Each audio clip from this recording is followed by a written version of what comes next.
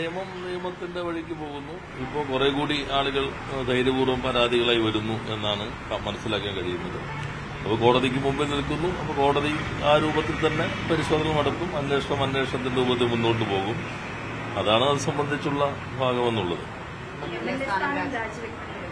അല്ല, അതിപ്പോ നാടാകെ പൊതുവെ ആവശ്യപ്പെടുന്നുണ്ടല്ലോ. കോൺഗ്രസിന്റെ ഒരു ഭാഗം, കോൺഗ്രസ് ഇപ്പോൾ വളരെ ചരിത്ര പ്രാധാന്യമേറിയ ഒരു തീരുമാനമെടുത്തു എന്നൊക്കെയാണല്ലോ അവകാശപ്പെടുന്നത്. യഥാർത്ഥത്തിൽ ഇനിയും അവർ പുറത്താക്കിയില്ലെങ്കിൽ അവരുടെ അവസ്ഥ എന്തായിരിക്കും?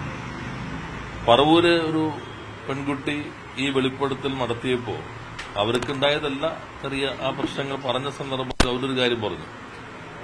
ഈ MLA ആയി നിയമസഭയിലേക്ക് മത്സരിക്കുന്നത് മുമ്പ് തന്നെ ഇത്തരം കാര്യങ്ങളെക്കുറിച്ച് പ്രതിപക്ഷ നേതാവിനോട് പരാതി പറഞ്ഞിരുന്നു.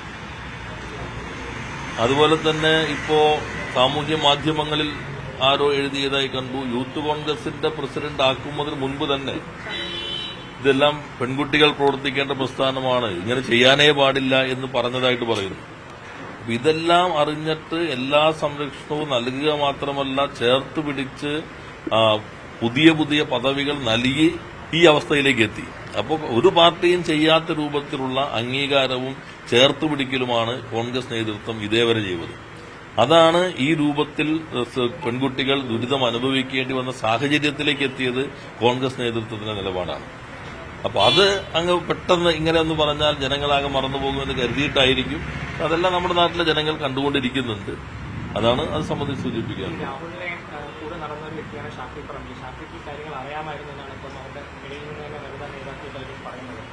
ഷാഫി ഒരു MP ആണ്, ഷാഫി ഒരു നേതാവാണ്. അല്ല, ഞാനപ്പോ അതിനെ സംബന്ധിച്ച് ഇന്നാളെന്ന് പറയുന്നില്ല. പക്ഷെ ഈ ഇവിടെ നിന്ന് പറഞ്ഞത് പ്രതിപക്ഷ നേതാവിനോട് പറഞ്ഞിരുന്നു, കോൺഗ്രസ് നേതൃത്വത്തിനോട് പറഞ്ഞിരുന്നു എന്നെല്ലാം കോൺഗ്രസിനകത്ത് തന്നെയുള്ള ആളുകളാണല്ലോ പറയുന്നത്.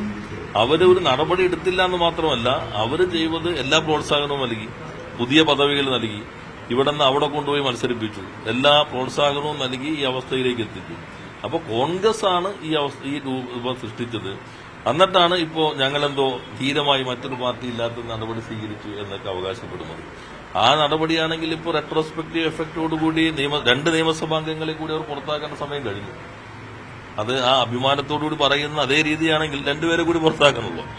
ഇത് ഒരു ഗത്യന്തരം ഇല്ലാതെ നിലം തൊടാതെ കോൺഗ്രസ് നേതൃത്വം നിൽക്കേണ്ടി വരുന്ന ഒരു പ്രത്യേക അവസ്ഥ എത്തിയിരിക്കുന്നു. അതിന്റെ ഭാഗമായിട്ട് അവർക്ക് നിർബന്ധിതമായതാണ്. മറ്റു കാര്യങ്ങൾ ഇപ്പോൾ പോലീസ് അന്വേഷണമുണ്ട്, കോടതി ഇപ്പോൾ ജാമ്യം നിഷേധിച്ചിട്ടുണ്ട്, അറസ്റ്റ് ചെയ്യാനായിട്ട് തടസ്സമില്ല എന്ന് പറഞ്ഞിട്ടുണ്ട്, പോലീസ് അന്വേഷിക്കുന്നുണ്ട്.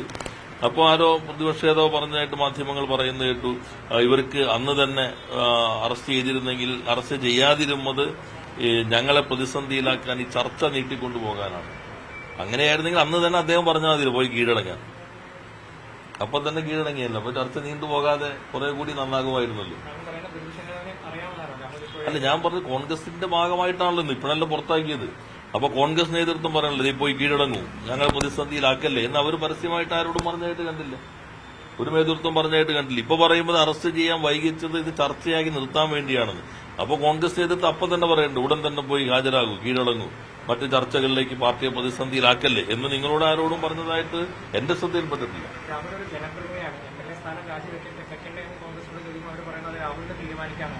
അല്ല, അതൊരു ഇപ്പൊ ഇത്രയല്ല അവർക്ക് പറയാൻ പറ്റുള്ളൂ. കാരണം ചെയ്യേണ്ട സമയത്ത് അവർക്ക് ആ നിലപാട് സ്വീകരിക്കാൻ പറ്റിയിട്ടില്ല. ഇപ്പോൾ ജനങ്ങൾ ആ നിലപാട് പൊതുവെ സ്വീകരിക്കുന്നു. കോൺഗ്രസ് നമ്മുടെ നാടിന്റെ മുൻപിൽ വല്ലാതെ തുറന്നു കാട്ടപ്പെട്ടിരിക്കുന്നു. ആ സന്ദർഭത്തിൽ ഇതൊന്നും ചെയ്യാതിരിക്കാൻ പറ്റാത്തൊരവസ്ഥയിലേക്ക് കോൺഗ്രസ് എത്തിയെന്ന് മാത്രമേ ഉള്ളൂ. ബാക്കി കാര്യങ്ങളെല്ലാം അന്വേഷണം മുന്നോട്ട് പോകട്ടെ, നിയമപരമായിട്ടുള്ള കാര്യങ്ങൾ ആ വഴിക്ക് മുന്നോട്ട് പോകും. ഇത്രയൊരു സാഹചര്യം കൂടി വനിതാ നേതാക്കൾ പലരും അത്തരത്തില് അവരുടെ സമീപനം രാഹുലിന്റെ ഭാഗത്തുനിന്ന് ഉണ്ടായിട്ടുള്ളതെന്നുള്ള വെളിപ്പെടുത്തലുമായിട്ട് പുറത്തു വരുന്നു. പക്ഷെ അതിന് ഇത്രയും വെയിറ്റ് ചെയ്യേണ്ടിയിരുന്നിരുന്നു. അങ്ങനത്തെ ഒരു സംവിധാനമോ അതിനെ പരാതി പറയാനുള്ള ഇടമോ അവിടെ ഉണ്ടായിരുന്നില്ല എന്നുള്ളൊരു. അതിനേക്കാൾ പ്രധാനം ഇപ്പോ അങ്ങനെ പറഞ്ഞവർ നേരിട്ട് ആക്രമണം സമാനതകളില്ലാത്തായിരുന്നു.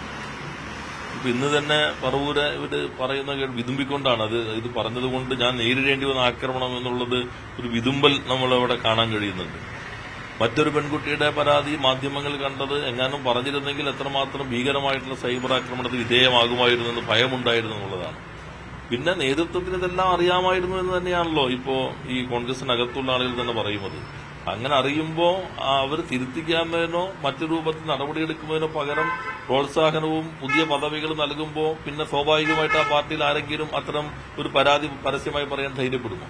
ഇതിലിപ്പം മുകേഷ് അടക്കമുള്ള എംഎൽഎമാർക്കെതിരെ ഇങ്ങനെയുള്ള ആരോപണം സിപിഎം അതിലൊരു നടപടി എടുത്തില്ല എന്നാണ് കോൺഗ്രസ് അവരുടെ നീക്കത്തെ ഉയർത്തിക്കാട്ടിക്കൊണ്ട് പറയുന്നത്. അല്ല, അതല്ലല്ലോ ഞാൻ പറഞ്ഞത്. അത് നമ്മൾ ഈ ഇതുപോലത്തെ ഒരു നിങ്ങളൊക്കെ മാധ്യമ പ്രവർത്തകരല്ലേ, ഇന്ത്യയിലോ ലോകത്തോ ഇങ്ങനൊരു സംഭവം കേട്ടിട്ടുണ്ട് ഏതെങ്കിലും ഒരാളെ കുറിച്ച്? ഇനി പ്രതിപക്ഷ നേതാവ് പറയുകയാണെങ്കിൽ 2 MLA-മാരെ കൂടി പുറത്താക്കിയിട്ടാണ് അദ്ദേഹം പറയുന്നതെങ്കിൽ പക്ഷെ ഞങ്ങൾ അതുകൊണ്ടെന്ന് പറയും. അത് ഇതൊന്നും താരതമ്യപ്പെടുത്താനേ പറ്റില്ല. ഇത് നമുക്ക് ഒരു തരത്തിലും ആരും സങ്കല്പിക്കാൻ പോലും കഴിയാത്ത കാര്യങ്ങളാണ് ഇപ്പോൾ കേട്ടുകൊണ്ടിരിക്കുന്നത്. അപ്പൊ അതിൽ ഇങ്ങനെ ലളിതവൽക്കരിക്കാനും സമാന പൊതുവൽക്കരിക്കാനുള്ള ശ്രമം യഥാർത്ഥത്തിൽ ഈ പ്രതിയുടെ കുറ്റകൃത്യത്തെ ചെറുതാക്കി കാണിക്കാനുള്ളതായിട്ട് മാത്രമേ നമുക്ക് കാണാൻ കഴിയുകയുള്ളൂ.